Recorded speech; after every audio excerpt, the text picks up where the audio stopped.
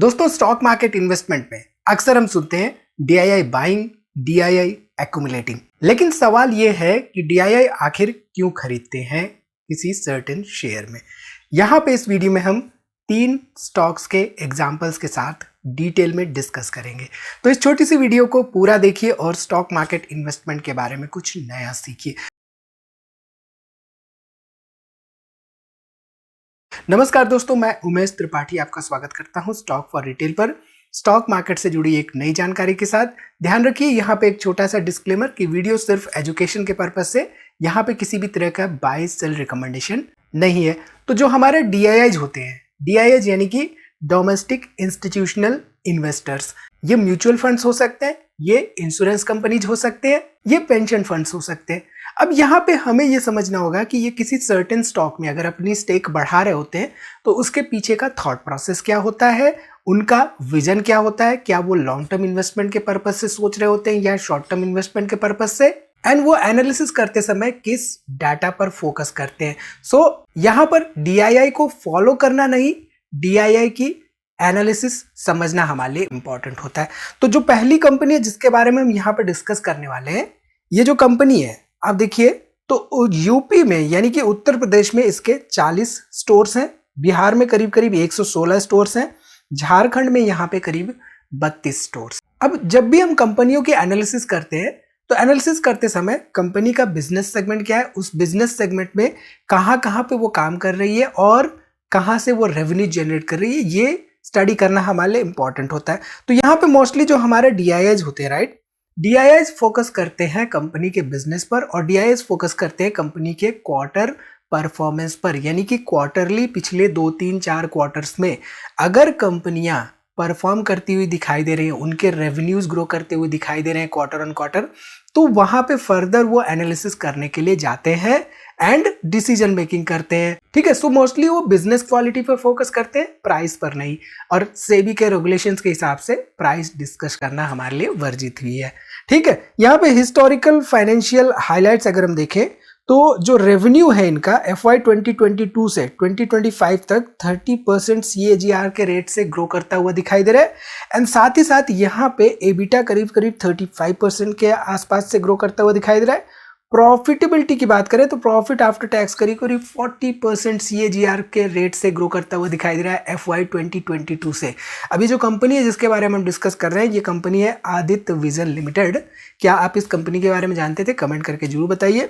यहाँ पे आप ध्यान दीजिए तो इनका जो ओवरऑल रेवेन्यू है, इनका जो ओवरऑल प्रॉफिटेबिलिटी है, वो ईयर ऑन ईयर इस पर्टिकुलर डाटा के हिसाब से ग्रो करता हुआ दिखाई दे रहा है और डेट टू इक्विटी रेशियो यहाँ पे कम होता हुआ दिखाई दे रहा है। ठीक, सो अगर हम शेयर होल्डिंग पैटर्न पे ध्यान दें आदित्य विजन में, तो दिसंबर 2022 में 68% के आसपास यहाँ पे प्रमोटर्स थे, 32% यहाँ पे पब्लिक थी और यहाँ पर कोई भी डीआईआई या एफआईआई यहाँ पे नहीं थे। ये दिसंबर 2022 की बात है। अब हमने देखा कि 2022 के बाद से इनके रेवेन्यूज ग्रो हो रहे हैं, इनके प्रॉफिटेबिलिटी ग्रो हो रही है। तो यहाँ पे देखते हैं कि शेयर होल्डिंग पैटर्न में क्या चेंजेस हो रहे हैं।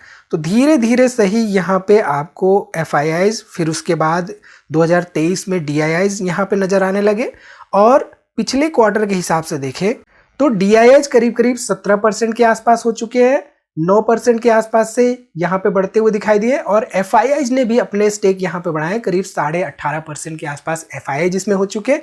हालांकि एक नेगेटिव पॉइंट यहाँ पे क्या दिख रहा है कि प्रमोटर्स धीरे धीरे कम होते हुए दिखाई दिए, 47% के आसपास यहाँ पे प्रमोटर्स देखने को मिल रहे हैं। अब ध्यान दीजिए, दिलचस्प बात यहाँ पे क्या है कि पब्लिक इन्वेस्टमेंट इसमें कम होती हुई दिखाई दे रही है। ठीक है, सो हमारे जो डीआईआईज होते हैं, डोमेस्टिक इंस्टीट्यूशंस होते हैं, वो बिजनेस पर फोकस करते हैं, साथ ही साथ बिजनेस की लॉन्जेविटी पर फोकस करते हैं एंड इसके साथ ही साथ वो डाटा पर फोकस करते हैं कि डाटा क्या कह रहा है, ना कि न्यूज और नॉइज क्या कह रहा है। ठीक है, सो यहाँ पर डीआईआई जो होते हैं मोस्टली वो मोमेंटम ना पकड़कर अर्निंग्स ग्रोथ रेट पकड़ते हैं। ये हमारे लिए बहुत इंपॉर्टेंट है। ठीक, चलिए अब यहाँ पे बात करते हैं दूसरी कंपनी के बारे में। तो ये जो दूसरी कंपनी है डिफरेंट सेक्टर से बिलोंग कर रही है, CAMS Limited, Computer Age Management Services Limited. अब ये जो कंपनी है इसने रीसेंट क्वार्टर में अपना ऑल टाइम बेटर परफॉर्मेंस वाला क्वार्टरली रेवेन्यू दिया है। इसके साथ ही साथ यहाँ पे आप देखिए तो एक नया माइलस्टोन क्रॉस किया 52 लाख करोड़ का इन द मंथ ऑफ सितंबर। साथ ही साथ 68% मार्केट शेयर बाय AUM यानी कि एसेट अंडर मैनेजमेंट यहाँ पे देखने को मिल रहा है इस पर्टिकुलर कंपनी में।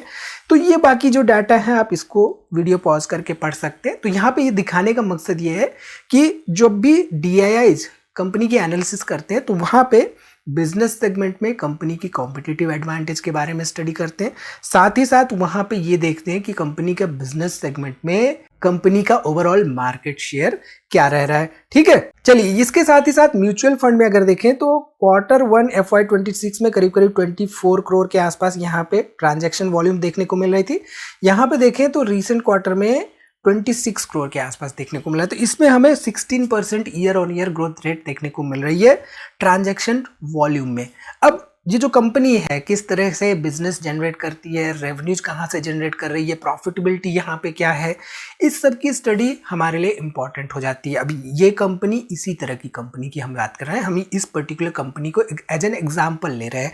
ठीक है, चलिए अब यहाँ पे अगर हम क्वार्टर रिजल्ट्स देखें तो सितंबर 2022 में सेल्स करीब 232 करोड़ का था, प्रॉफिट बिफोर टैक्स 94 करोड़ का था।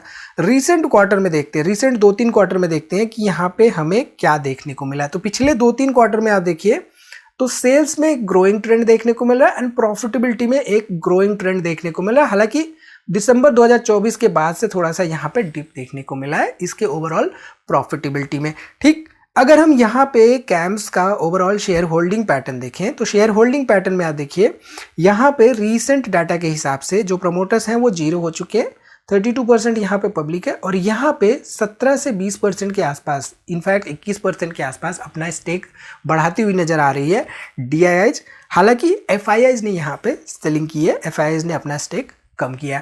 तो पिछली वीडियोस में हमने डिस्कस किया था FIIs क्यों शेयर्स में बाई करते हैं, क्यों वो इन्वेस्टमेंट करते हैं, उसके पीछे का थॉट प्रोसेस क्या होता है। इस वीडियो में डिस्कस कर रहे हैं यहाँ पे DIIs के बारे में। तो FIIs ने क्या सोच के यहाँ पे सेल किया है उसके बारे में स्टडी हमारे लिए इंपॉर्टेंट हो जाती कि नहीं, कमेंट करके जरूर बताइएगा।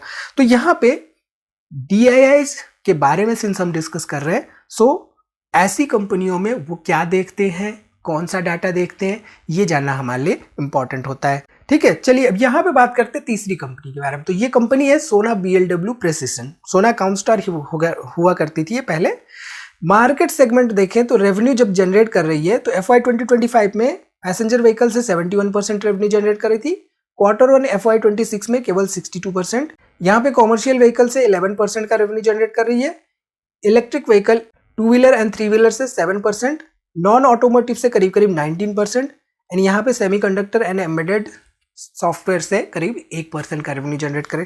तो पैसेंजर व्हीकल सेगमेंट में यहाँ पे गिरावट देखने को मिला है रेवेन्यू में, बट नॉन ऑटोमोटिव सेगमेंट में यहाँ पे करीब करीब 19% के आसपास का ग्रोथ देखने को मिला है। तो ये क्यों हुआ है, क्या इसको कहीं रेलवेज के प्रोजेक्ट्स तो नहीं मिले, इस सब की स्टडी हमारे लिए इंपॉर्टेंट हो जाती है। ठीक है, अब देखिए यहाँ पे हम सोना BLW प्रेसिशन के शेयर होल्डिंग पैटर्न में, तो सितंबर 2025 में 28% के आसपास यहाँ पे प्रोमोटर्स थे, 8% यहाँ पे पब्लिक थी और यहाँ पे आप देखिए तो करीब 6% के आसपास DIIs ने अपना स्टेक बढ़ाया। हालांकि FIIs ने यहाँ पे करीब करीब 6% के आसपास से स्टेक कम किया है। तो FIIs किस तरह सोचते हैं, DIIs किस तरह सोचते हैं, ये स्टडी करना बहुत इंपॉर्टेंट होता है। ठीक है, सेल्स एंड प्रॉफिटेबिलिटी की बात करें तो पिछले 2-3 क्वार्टर में आप देख सकते हैं यहाँ पे सेल्स में ग्रोथ ट्रेंड देखने को मिल रहा है एंड प्रॉफिटेबिलिटी में देखिए तो 228 करोड़ रुपए के आसपास प्रॉफिट बिफोर टैक्स सितंबर 2025 में देखने को मिल रहा था। ठीक, सो हमने यहाँ पे कई तरह के ऑप्शंस देखे। हमने देखे कि कहीं पे पब्लिक इन्वेस्टमेंट कम हो रही है तो वहां पे DIIs अपना स्टेक बढ़ा रहे हैं, यानी कि पब्लिक जब पैनिक में आ रही है तो DIIs अपना स्टेक बढ़ा रहे हैं। कहीं पे मार्केट फियर में आ रहा है तो वो अपना स्टेक बढ़ा रहे हैं। सो अल्टीमेटली यहाँ पे हमें ये समझ में आ रहा है कि DII पेशेंस के साथ बाई करता है। हालांकि DII बाई कर रहा है डज नॉट मीन वो गलती नहीं कर सकते। करेक्ट अप्रोच होनी चाहिए, बिजनेस को समझिए, अर्निंग ट्रेंड्स को देखिए, फ्यूचर के बारे में स्टडी करिए, फ्यूचर के अर्निंग ट्रेंड को देखिए, सेक्टर के फ्यूचर ट्रेंड को समझिए, फिर DII के डाटा को कन्फर्मेशन के लिए इस्तेमाल करिए। सो आई होप अभी आपको समझ में आ गया होगा कि DIIs के सर्टेन स्टॉक्स में बाइंग करने के पीछे का उनका थॉट प्रोसेस क्या होता है। यहाँ पे जो भी कंपनियां हमने डिस्कस की, हमने सिंपल सा स्क्रीनर लगा रखा था, change in DII holding is greater than 3%, यह हमने स्क्रीनर पे लगाया और जब क्वेरी रन की तो हमें यहाँ पे करीब करीब 56 कंपनियों के नाम दिखे। अब इन 56 कंपनियों में हमने 3 कंपनियां डिस्कस की हैं। अब कंपनियों में DII ने इन्वेस्टमेंट किया है, हो सकता है वो भी गलत हो सकते हैं। तो सारी बातों को ध्यान में रखते हुए डिसीजन मेकिंग करना हमारे लिए इंपॉर्टेंट होता है। तो इस छोटी सी वीडियो में इतना ही दोस्तों, मिलते हैं अगली वीडियो में एक नई जानकारी के साथ। तब तक आप अपना बहुत ख्याल रखिए। इसी तरह की वीडियोस के लिए हमें सब्सक्राइब करना ना भूलिए। मिलते हैं अगली वीडियो में, तब तक देखते रहिए और सीखते रहिए।